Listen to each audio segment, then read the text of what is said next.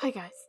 Okay, you would not believe how stressed out I am right now. So you know how Mr. Infinity is in space, right? Last we knew, he had escaped from Braithwaite, and he and Bernice were on the way back to the Mantis, so he's safe with the good guys, and not in an evil dungeon, but shoot. I'm not telling this right. How to even begin? I mean, I don't even know if my guesses are right. Okay. Breathe. I'm being followed. Panel van and dudes in black suits kind of followed, and they're not even trying to hide the fact that they're following me. This lady in the front seat keeps taking pictures of my motel room. Okay, right now, I'm peeking out from behind a gross old 80s looking motel curtain and yep, there she is with this long-range camera pointed right up at the window, guys. I'm so scared. You're maybe wondering how I know this is all about Mr. Infinity? Well, that's easy. This morning, the lady and a guy who's lurking in the back of their big white panel van knocked on the door of my motel room. I was watching them when they got out of the van, and I was totally going to just not answer the door, but then they just kept on knocking and saying official, "We're with the government, and we're gonna come back with a warrant" stuff. So I opened the door because they were super scary. They basically asked me where Mr. Infinity was, but they used his real name. They said they knew we had met on the internet through a Space Mantis RPG game. They totally think this podcast is just like an imaginary thing we're playing at and that it isn't real, which, whatever. I mean, I'm used to dealing with that opinion from at least half of you guys. But this is different because they think that, I don't know, I kidnapped Mr. Infinity or something. I'm still in Michigan by that swamp where the Dara dropped that vial of antidote, and I want to go back out there and search for it, but no way can I do that with these dorks following me. CIA guys and fellow Mandies, this is real. Mr. Infinity is in space. Seems like the CIA would have access to all sorts of equipment for looking at space, and they'd be able to see the Mantis out there somewhere, because doesn't it have to be in our solar system currently? I'm going to do another episode right now. Mr. Infinity will come on screen, and he will tell me he's fine. And I'm sure the CIA people will be able to analyze his voice with their fancy equipment, and they'll at least know he's not dead, and that I'm not a murderer, and then he and Bernice and I will find a way to get him back to Earth. I'll send Mr. Infinity out to their panel van, and he'll be all, "Hey guys, you were looking for me?" And they'll be all, "Oh, our bad," and they will drive away. Okay, here we go.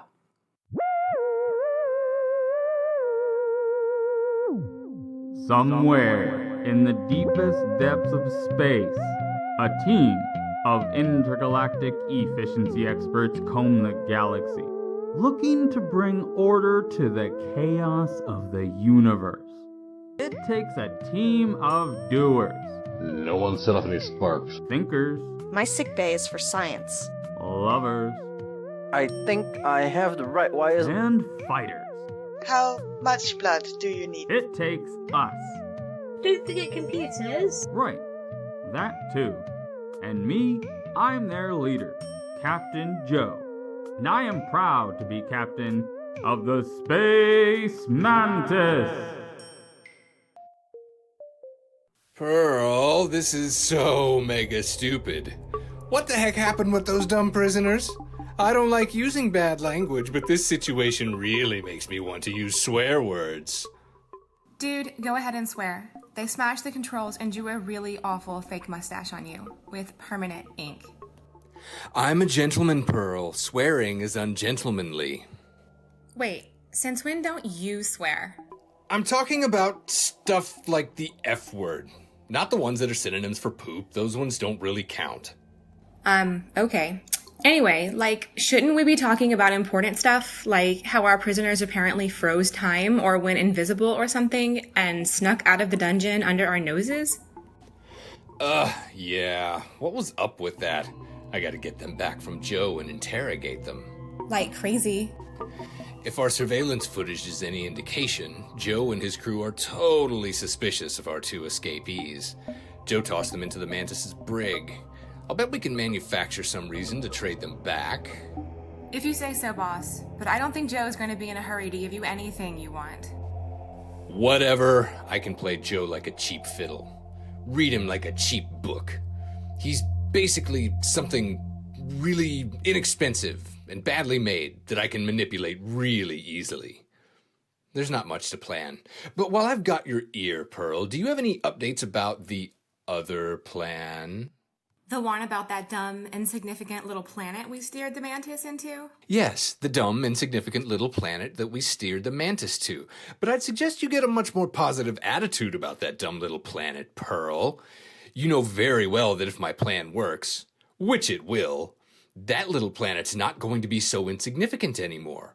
Granted, it'll still be dumb, but the stupidity of its population is one of the main draws for this plan anyway, so I'm not about to complain about that trait. True. They are a stupid population. So stupid. Speaking of, have you heard anything from those twerps we've gotten on our side? Well, I heard from Use their code names, Pearl. Use their code names. We can never be too careful. Okay. Then I heard from Bear Wrestler, and he's good to go on phase 1. I haven't heard from Lights Out or Cantaloupe, but they've got till the end of business today, so there's time. What did Bear Wrestler say? Oh, he's in. Initially, he wasn't too cool with submitting to an overlord from space, but when I described the dodecahedron's firepower capacity and explained that he'd still be really, really powerful if he signed on at the ground level, he came around. Cool. Let me know when Cantaloupe and Lights Out get back to me. Will do, boss. You think it'll work, right? My plan? Sure. I mean, your contacts on Earth were already doing a great job of phase 1 before you even contacted them, destabilizing the planet from within. Back then, they were just doing it for greedy reasons, not in order to make it easier for an emperor from space to descend and take over. But whatever the reason, they've laid some great groundwork for destabilization. Yeah, my thoughts exactly. They're so stupid. It's gonna be so fun having my own planet. What? What? Did you guys just hear all that? Real quick, the camera's leaving the dodecahedron and it's zooming to probably the Mantis, but, guys, did Braithwaite just say he's going to take over Earth? Because I was only half listening there for a bit since I was all preoccupied with the CIA people stalking me, but, he and Pearl were totally just talking about taking over Earth, destabilizing Earth. Contacts on Earth working for him? Guys, remember, this is real. This isn't a show. Dudes, this is so bad and, trash. We're not going to the Mantis. Looks like we're going to the Central Space Station. Shoot. I wanted to talk to Bernice, but now we're probably going to have to sit in on Zed's sensitivity training. Stupid Zed. Gosh, I'm starting to suspect him of something shady. I bet Braithwaite's virus turned him into a double agent. Remember last episode how Angela was talking to him about how shady he's gotten lately? Well, I agree. When is Angela wrong? Not often, that's when. Oh, and looky, here we are in a classroom, and there's Zed at a desk, and oh my gosh, guys, Zed's boyfriend, Nathaniel, he's in a desk right by Zed. Good old Nathaniel. Zed's long-distance BF who works at Central. I was wondering if they were even together anymore since no one's mentioned him, but anyway, looks like the teacher's about to talk. Okay, 1 minute warning. You should be wrapping up your final thoughts on your essay on respect. This is so dumb. Can't you stop grumbling? Yeah, I suppose I could. But why? Whatever, Zed. You asked me to sit in on this class to check if you got out of line, so I'm doing it. Take my advice or don't. Right. Sorry.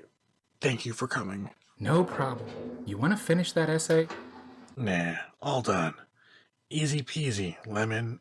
And time. Pens down, papers over. Can I get a volunteer to collect the papers? Oh, me. I love an opportunity to help out and spread kindness, both here at Central and on my ship. Sure you do. Thanks, Zed.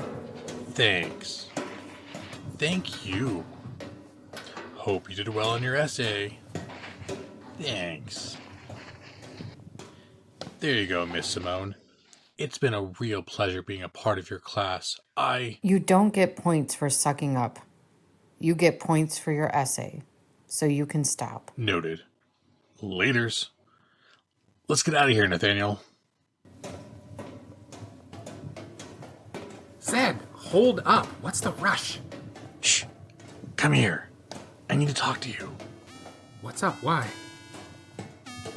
In here. Come on. Why are we in some random classroom? I need to talk to you about something. Something serious. Okay, guys. He's pointing around the room and kind of mouthing something that I'm pretty sure was check for bugs and cameras or something like that. And now they're tiptoeing around, searching under desks and in the trash can and basically everywhere. And you know what? This is a good opportunity for me to address something that a few of you were whining about on the boards. You were all like, oh, so sometimes when she talks, the people don't freeze. When I hit my mute button on the computer, I can talk over stuff and they don't freeze. Congrats on your critical thinking skills, trying to pick this apart and prove this is a hoax. But it's just the mute button, guys. That's all. Oh, they're sitting down at some desks and it looks like Zed's gonna talk. Okay, Nathaniel. This is kind of huge. I'm not just here for sensitivity training. There's something bigger going on here. Ah, so that's why you were totally blowing off that class. Yeah. The class was just my cover for being here at Central. I really should not be telling you this. Joe would lose it if he knew. But I could really use your help, Nathaniel. This sounds shady. Is this something I could get in trouble for knowing? I'm not gonna lie. Yes. Yes, you could. I will not take it personally if you hear what I have to say and you don't want to do it. Or even if you've heard enough already and you don't want me to say another word, I will understand. No way, I'm in. You might want to hear me out before you get too supportive. Sounds like you're in trouble. I'm not gonna say no to helping you. You're amazing. But I'm not holding you to that. You can still back out if... Shouldn't we be moving this conversation along? Someone might walk in. Right, okay. So long story short, Terrence Braithwaite modified a virus that basically takes over people's brains. And when this virus gets onto a spaceship, it makes the crew want to crash the ship on the nearest planet, thus spreading the virus to a new planet that has no defenses against it. Whoa. Yup. See, this is big stuff. Apparently, at least part of Braithwaite's reason for doing this is that he wanted to mess with Joe. He is so obsessed with Joe. I know, it's so weird. So yeah, he wants to mess with Joe and make Joe feel like he has to solve this virus thing. He wants Joe to come and confront him and try to put a stop to this virus thing. And as for why I'm here at Central, Joe told Braithwaite he was gonna go straight to Central and tell them all about it, but Braithwaite said he had people at Central. Or a person. I'm not sure how many people. But the main takeaway was that Braithwaite's people at Central would cover up Joe's accusation, and that Joe basically has to go take care of this on his own by flying the Mantis to the dodecahedron and going up against Braithwaite himself. So, you came to Central under the pretense of sensitivity training, which, by the way, you so need anyways. I mean, yesterday Angela got in touch with me and filled me in how you're treating your mechanic. Not cool, Zed. But anyways, your real reason for being here is try to figure out who Braithwaite's people are? Bingo. Central's huge, and you're only here for 3 days. Tell me about it. This plan sounded so much better when I was on the Mantis. Now I'm here, realizing this place has like 500,000 employees. 612,012, man. You're looking at a member of payroll. Oh my gosh. Okay. So yeah, 612,012 employees. And I'm just like, how am I ever going to even begin trying to figure this out? I spent like the first whole day here, shell-shocked and freaking out. Then the dumb class took up all day today, so now I've just got tonight and tomorrow, and then I gotta fly back to the Mantis, and Joe's expecting me to somehow see the day here. Zed, breathe. Sure, you've got clearance to be here till tomorrow, but I live here. That's why you asked, right? You're hoping I'll look into this after you've gone back to the Mantis? I really hate asking. It's dangerous for you to know, and it's, like, infinitely more dangerous for you to be poking around, and... That virus sounds super dangerous. It is. And Braithwaite's nutso. He is. So, in light of those two facts, I can't not help. Thank you, Nathaniel. If this gets you killed or something... I won't die. You'd better not. I won't, okay? Let's plan this thing out. If he's really got someone here, someone who can really have any power to cover up a story about Braithwaite modifying a virus to infect the universe, well, then that person's either really high level or has access to high level places. Okay, volume's fading out, and we're zipping away, which I guess is cool because as important as that conversation's bound to be, I bet it's also long and circular and boring. Wow. I hope Nathaniel doesn't get killed. Zed would be so destroyed. But recruiting Nathaniel was like the only logical move, right? Central is huge, like they were saying. I bet with Nathaniel's access to payroll for basically everyone, he'll be able to do, something? If this was a TV show, I'd be certain he was about to figure out something helpful, since that was a mega long scene that no way would have been written and acted and produced for no eventual helpful plot-related outcome. But as we've discovered, this is not TV, and real life is full of long conversations that amount to nothing helpful, so fingers crossed that Nathaniel's about to save the day. Okay, we're at the Mantis. Oh, yay, there's Bernice Clementine. That means Mr. Infinity must be somewhere, right? Please? Hi, Bernice. Oh, she's with Marcus. So he's frozen because I'm talking. And oh, cool. Remember, guys, Bernice has a crush on Marcus. Like, she wrote that one love song for him, which I should totally find online and play at the end of the podcast if I can manage it.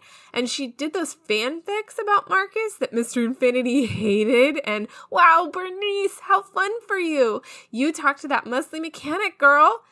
She's glaring all around and probably wondering where to direct her rage. I get you, Bernice. I'll be quiet. Pretend I'm not even here, watching you. It's been so cool meeting you, Clementine. No one on this ship gets me. It's so nice talking to someone who doesn't pick on me all the time. Marcus, I mean, sure we've just met and all, and I totally have no idea about your backstory or anything like that, but I can just tell you're a really nice guy. The people on this ship seem cool and all, but I am gonna guess they're not so much into talking about feelings, right? Or acknowledging feelings even? You are so right. And I'm going through some stuff right now, like big feeling stuff. Stress and worry all the time. I'm starting to get these panic attacks and they're so scary. It feels like I'm dying and... Marcus? Oh my gosh. I get panic attacks too. No way. Marcus, you can talk to me anytime, seriously. It is so hard going through this stuff without a person who gets it. Wow. Just... wow, Clementine. Thank you so much. I am so glad you're here. The crew just doesn't understand. Even Dr. Angela, she diagnosed me and she was as sympathetic as she can be, I guess. But that's not saying all that much. It can be really hard, Marcus. Marcus, Captain Joe needs to talk to you. He is waiting on the Thanks, bridge. Nancy. But do you think you can wait a few minutes? No, the captain said he wanted you to report to the bridge immediately. Okay, I'll be right there. Could you unlock the door? The door is unlocked. Thanks, Nancy. Clementine, I gotta go, I guess. Hey, do you think you could see if Captain Joe would let me talk to the guy who came back from the dodecahedron with me? He's in some other cell, and I would really like to talk to him. I could ask for you, but I don't think he'll agree. Thank you. And could you also ask him if I could have a word with him when he has a minute? It is kind of important. Okay, but I gotta reiterate, I don't think he'll agree. He really doesn't want to deal with you and the guy right now. He's got a lot on his plate. Didn't we get any points at all for saving Infinity's consciousness? Or for getting Captain Felix out of the dungeon when we escaped? Actually, as great as those things were, it did not help anyone on the Mantis trust you anymore. Breaking into Braithwaite's office to steal Infinity's consciousness and then getting Felix out of the dungeon, Joe said either one of those things is near impossible. To do both is inconceivable. Unless, well... Unless Braithwaite let me do it. Right, that's Joe's current theory. He let you take Felix and Infinity's consciousness to make you look like you're on our side. He really thinks, and everyone else seems to agree, that you're a double agent working for Braithwaite. Do you think that I'm a double agent? I don't want to speculate. Marcus. Captain Joe needs you to go to the bridge now, Marcus. I'm sorry, I gotta go, Clementine. Oh, Bernice. That's the worst, buddy. Was he super dreamy, though? Yes. Yes, he was. But I am way too stressed out about how Joe thinks I'm evil to even be properly excited. This is so lame. You don't know the half of it, friend. Look, I hate to pile more stress on you, but I so need to talk to you. Oh no. What's wrong? So much is wrong. Okay, long story short, I'm being followed by the CIA because they think I did something to Mr. Infinity. Like, he's missing, and they have been searching for him, and they found out he and I met up. I'm in Michigan still, at this garbage motel on the outskirts of Detroit, and I really want to get back to that swamp where the Mantis crashed, because that's where that Dara dropped that vial of antidote for the Braithwaite virus. Like, we really need that antidote to save the universe, right? We really do. If we have that antidote, then Joe can save the universe without having to try to bargain with Braithwaite, which in no way would work anyway, since it is so obviously part of Braithwaite's plan. You gotta convince Joe to head back to Earth. I mean, you already know that, I know. Like, that's how you and Mr. Infinity are going to get back home, but now you gotta get back here to save the universe, too. Joe really doesn't want to talk to me. You really need to convince him, though. But I'm locked up. Dude, I know it. I know this is going to be tough, but you just try your hardest, okay? Looks like you already have an in with Marcus. I bet he'll manage to help you out if you keep asking. Ugh, that is so manipulative. Is it, though? I don't think it counts as manipulation if you're trying to save the literal universe. Oh shoot, scene change. Bye, Bernice. Okay, zooming through the Mantis hallways to the bridge, I bet. Yep, here we are at the bridge with Joe and Angela and Marcus and Infinity. Now at least we can see what it was Joe needed to talk to Marcus about so badly. Oh no, it looks like something's wrong with Infinity. Marcus is fussing around with something on the back of her head, and Joe and Angela are standing around looking worried. What do you think, Marcus? Did I put her consciousness in wrong? Is there a plus side and a minus side that I put the wrong way? I didn't short her out or something, did I? Oh my gosh, if I broke Infinity, I don't know what I'll do. No, Captain, it looks like you put her consciousness in right. Everything's hooked up okay. Everything looks right. That means Braithwaite messed up her consciousness, guys. He did something to her. Spocksum's ghosts. As soon as Zed gets back from Central, we are flying the Mantis over to the dodecahedron of Doom, and I am going to challenge Braithwaite to a duel, and then we're going to get this mess over with. Joe, stop it. Braithwaite wants you to be mad. That's why he did this. You were going to take a breath, and you were going to chill out. We are going to think this through. But I don't. Joe, don't be dumb. Infinity wouldn't want you being dumb. You know it. Oh, I know. Doc, I'm just so upset. I really wanted to talk to her. I needed to apologize. What the hell for? What'd you ever do to Infinity? I've just been feeling so guilty about how I acted when we transferred her consciousness. It was really uncool of me not to be cool with it. I mean, infinity's infinity, no matter what body her consciousness is in. I'm afraid I hurt her feelings when I didn't accept that. Aw, Joe, that's real sweet of you to want to apologize. But that's a dumb reason to get all mad and fly to the dodecahedron with guns a-blazing. We'll fix Infinity, and then you can tell her you're sorry. But how do we even fix her? I don't know, but we will fix her. We have to fix her before we go to the dodecahedron and talk to Braithwaite about this virus thing. We have to hear what she found out when she was over there. Unless Zed finds out who Braithwaite's spy is over at Central, then maybe we can blackmail him and not have to go confront Braithwaite at all. But either way, we need Infinity fixed. Well, of course. Hey, Nancy, has Zed checked in yet today? It would be really great to get an update on his search. No, Zed has not checked in. Would you like me to contact him?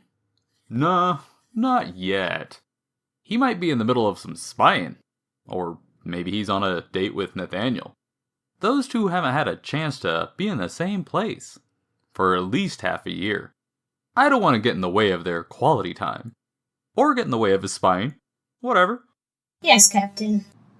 Hey, speaking of Zed, Captain, I bet he could talk to the engineer who made Infinity, right?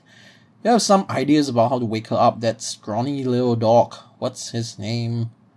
Oh, good idea, Marcus. Nancy. Yes, Captain? Contact Zed.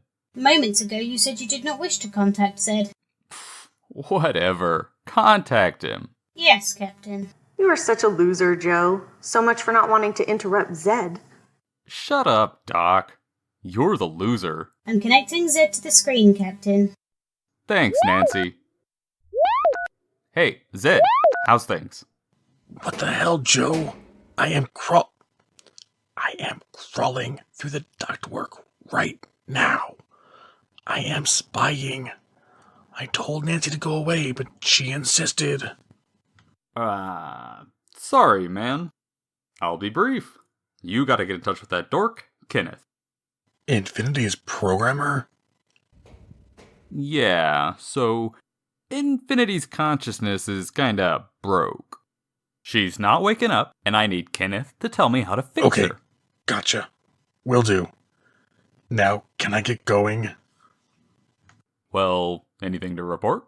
Just that I'm crawling through the ductwork, and that I'm maybe onto something very important, but now I'm probably going to get discovered by someone and get in trouble because you insisted on talking to me at this critical juncture.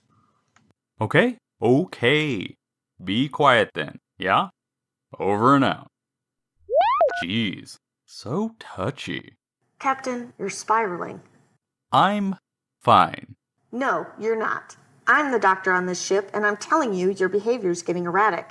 You're stressed about Braithwaite and Infinity and the virus stuff and Zed spying and those two weird people we've got locked up, and I'm telling you that your mental state is not great for captaining. I want to give you an anti-anxiety shot. You know I don't dole those things out lightly.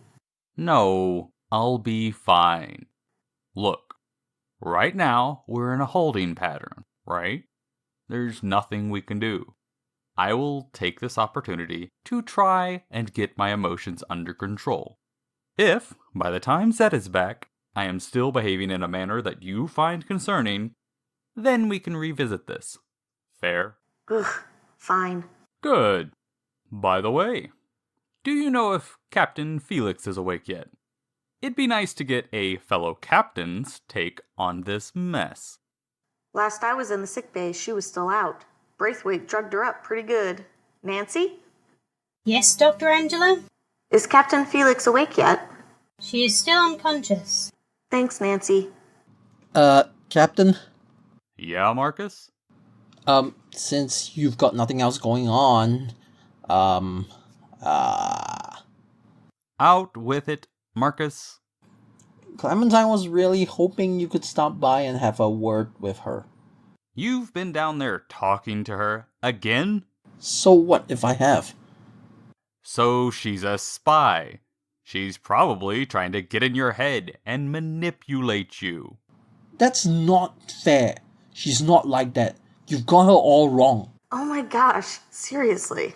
Clementine's different. She understands me. You know what? We're not having this conversation. I'm an adult and my heart is my own business. Joe, will you go down and talk to her or won't you? Fine, Marcus. Fine. I'll go and I'll talk to her.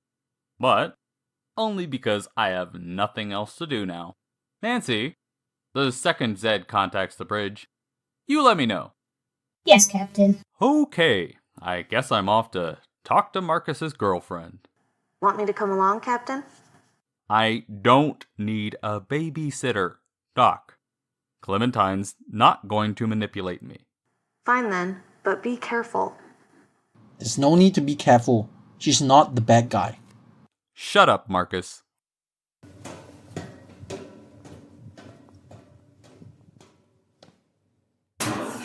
Wow. So, Joe just stalked out, leaving Marcus and Angela both glaring daggers at his back. Jeez, guys, this is stressful. Everyone's so mad at everyone else. I do not like seeing the crew fighting like this. And if you'll notice, Mr. Infinity never appeared, so I have no proof for those dumb CIA stalkers. The whole crew is mad at each other. The CIA thinks I disappeared Mr. Infinity, and Bernice is trapped in the brig on the Mantis, and the only one who doesn't think she's a spy is Marcus, and we just somehow need to get her and Mr. Infinity back to Earth, and we need to find that vial in the swamp so we can save the universe. And I simply cannot handle this right now. So I'm going to stop right here. I need to brainstorm anyway. There simply has to be some way I can help. All right, I was going to play that love song that Bernice made for Marcus, and this is probably a really weird way to end such a stressful episode, but I'm going to do it anyway. Oh,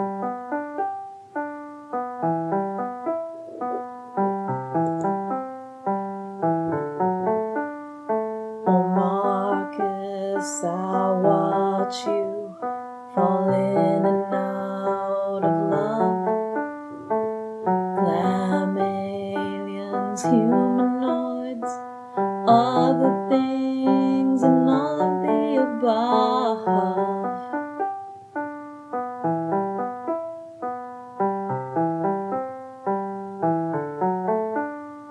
Your poor heart is torn through, starting to think no love can be true. It's all over in a blink.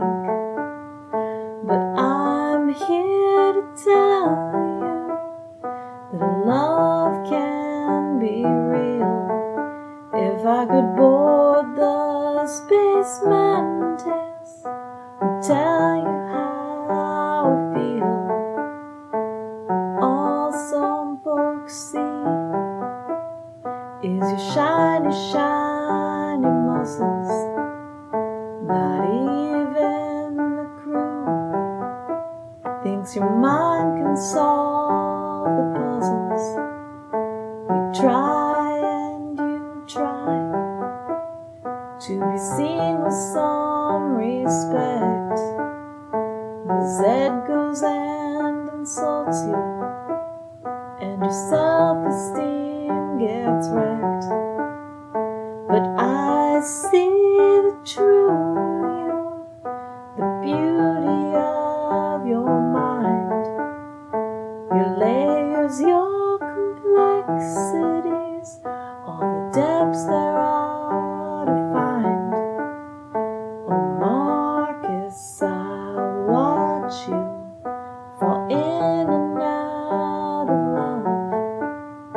Oh, Marcus, I'll watch you fall in and out of love. Oh, Marcus, I'll watch you fall in and out of love. Oh, Marcus, I'll watch you fall in and out of love.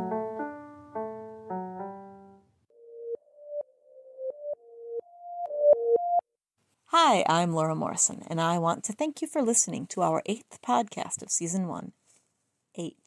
Wow, that is super cool of you, and I say Season 1 because, with enough listeners like you, this labor of love that spans 3 continents and represents voice actors from at least 4 separate nations can keep going strong.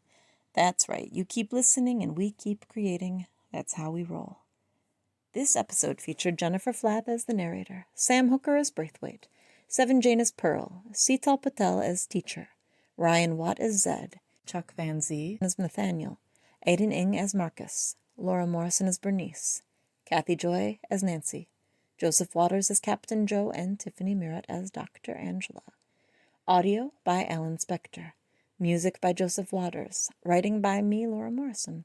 For more information on the show and the people behind it, go to fishclimbingtrees.com/mantis/ and unreleasedmantis.com.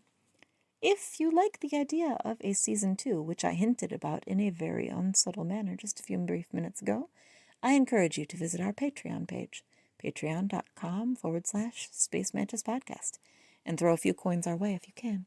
We really appreciate you listening, as always. Please like, subscribe, and keep on keeping on. Thank you, fellow Mantis. Over and out.